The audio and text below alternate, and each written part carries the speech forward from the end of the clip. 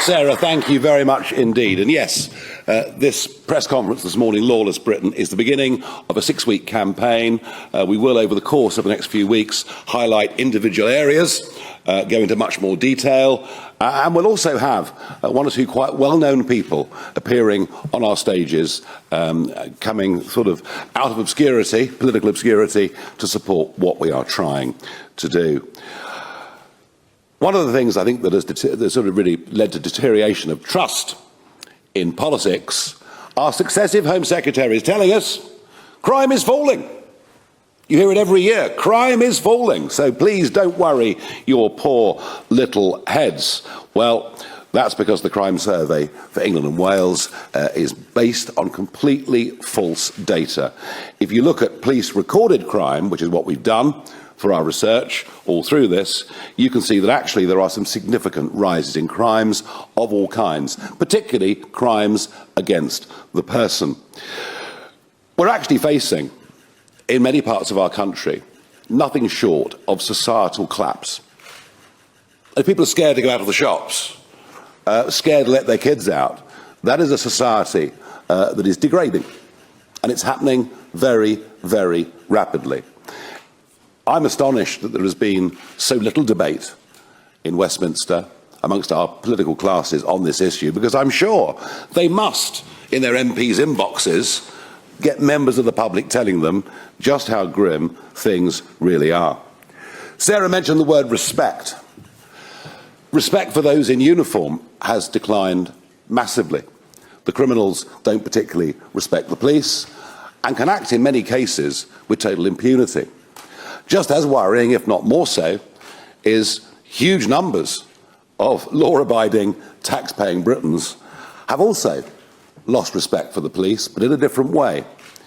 The idea, the concept that we're living in a system of two-tier policing and two-tier justice under two-tier care has really taken hold.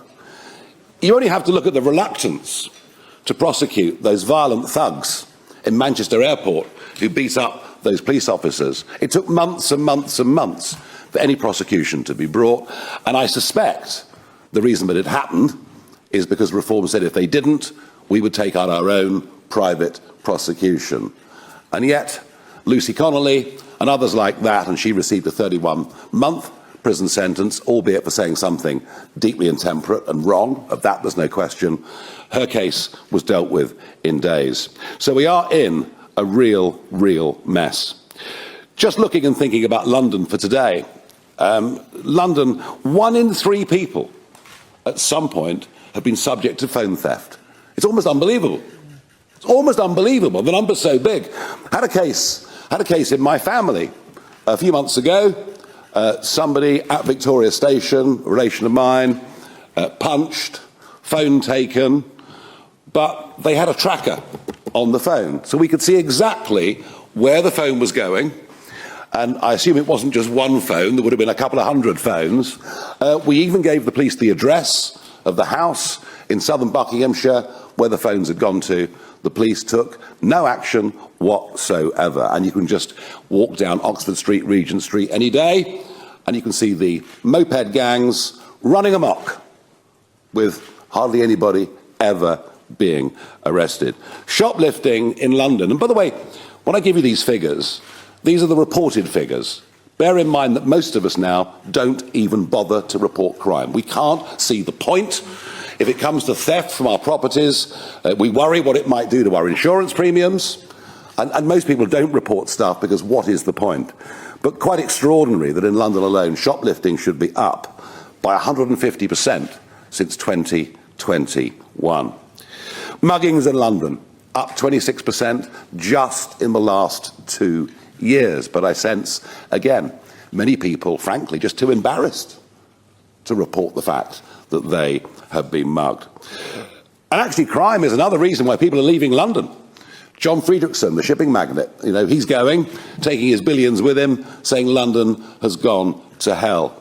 Tourists are increasingly reluctant to come to London because they know what is likely to happen to them once they arrive. So it is a very, very serious problem. But there's a parallel from which I think we can draw great inspiration. I worked in the 1980s for a couple of Wall Street houses in my days in the commodity markets, and I remember if you left a restaurant in New York at 8, 9 o'clock at night, you made sure the taxi was there, waiting, the guy gave you a wave, so that you literally spent sort of 5 or 10 seconds leaving the venue. So bad was street crime in New York. And yet, 10 years later, you could wander about New York at 2 o'clock in the morning, being really unconcerned that anything would go wrong. And this, of course, was the inspirational mayor, Rudy Giuliani, who followed the broken windows theory, which is if you deal with crime, if you deal with graffiti, you deal with litter, you deal with things at the ground level, that helps stop crime going further up. And we're doing the opposite. Since 2014, you can shoplift up to £200, and frankly, nothing is going to happen to you. Layla would not have been prosecuting them. Sarah would not have been hearing the cases. We just accepted that shoplifting is okay. Drugs being smoked openly on the streets, that apparently is just okay. So what we've done is we've raised the level of what we now deem to be acceptable behaviour. And of course, what happens if you go lax on it? Well, of course, crime moves up to fill that gap and then moves on further still. So I want to be absolutely clear at the start of this 6-week campaign that Reform will be the toughest party on law and order and on crime that this country has ever seen. We will aim to cut crime by half in the first 5 years of a Reform government. We will take back control of our streets. We will take back control of our courts, of our prisons. And if you're a criminal, I am putting you on notice today that from 2029, or whenever that may be, either you obey the law or you will face very serious justice. Now, in terms of policy proposals, I'm going to reiterate the point. Zero tolerance policing. Every single shoplifting offence, however small, should be prosecuted. Every single mobile phone that is stolen, if we can track it, we need to go to the addresses and find out who these people are. Stop and search. Stop and search in areas where knife crime is prevalent will go on up until saturation point, until we drive knives off the street. And believe me, this is a policy that I know from my campaigning recently around the country, supported by people right across the political spectrum. And if we have to build more knife arches at the entrance to train stations or bus stations, or whatever it may be, then we will do it. Fast track arrest, we believe that is very, very important. And if we have to open pop-up custody suites and centres around the country, we'll do so, because many police stations not just closing in huge numbers around the country, but many police stations, including a local one in Clacton, have lost their custody suites. So we believe that fast-track arrest, holding people, is right. And perhaps the biggest pledge that we would make today is to say 30,000 more police over a 5-year term of a parliament. And we will scrap all diversity, equality and inclusion roles, and we will aim for a higher and physically tougher standard of police officer on our streets. I think that if criminals slightly fear the police, that is a desirable place for us to be as a society. I knew a chap who'd served in the Grenadier Guards. He'd served in Afghanistan. He'd done 2 tours, one of them a very, very brutal tour. He came back in his late 20s, applied to join a county police force, but was rejected. Rejected. A fit, young guy, an army sergeant who'd done service, told to come back next year because they were having trouble with their quotas. Enough. Enough of all that rubbish. And in fact, on that theme, we would look very much to go to people who have served in the armed forces, who we think would make ideal police officers. Fast-track courts. We have a massive backlog in all levels of court cases in this country, partly down to the repeated lockdowns that we went through, and partly down to the fact that actually, astonishingly, so many magistrates' courts have closed since 2010. Up to 50% of magistrates' courts closed since David Cameron came to power in 2010. So we would aim to reopen those magistrates' courts, and we would reach out to former and retired magistrates and say to them, please, we want you to come back to this job. Help us in this national effort to catch up with the backlog and to start dishing out proper justice. And of course, we know that 10% of criminals commit 50% of all crime in this country. So it won't surprise you to know that we are not supporters of the Labour government policy of early release for offenders. Weren't some of those scenes outside our prisons deplorable? People being let out, being met by Lamborghinis, Rolls Royces, champagne being opened, and the reoffending rates have been truly horrific. No, we take a very, very different view, and we do absolutely think that if anyone commits more than three, and whilst of course prison should aim initially to rehabilitate and to educate, if people are convicted of more than three serious offences, well, frankly, we think that puts them on a course towards life imprisonment. And the same goes for sexual offenders and violent offenders. We believe they should serve their full term, not just as punishment, but to keep the rest of society safe. So we're very strong on that. Commit the crime, pay the price, be you a shoplifter, be you someone carrying a knife, whatever it may be.